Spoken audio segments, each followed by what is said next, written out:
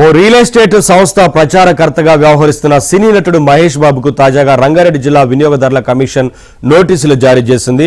మెసెస్ సాయి సూర్య developers సంస్థను మొదటి ప్రతివాదిగా, యజమాని కంచెల సతీష్ చంద్రగుప్తాను రెండో ప్రతివాదిగా, ప్రచారకర్త సినీ నటుడు మహేష్ బాబును మూడో ప్రతివాదిగా చేర్చుతూ కమిషన్లో ఫిర్యాదు దాఖలైంది.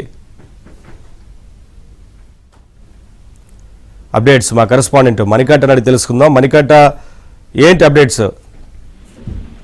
సినీ నటుడు మహేష్ బాబు కన్స్యూమర్ ఫోరం నోటీసులు జారీ చేసింది. గతంలో సాయి సూర్య డెవలపర్స్ సంస్థకు ప్రచారకర్తగా మహేష్ బాబు వ్యవహరించారు.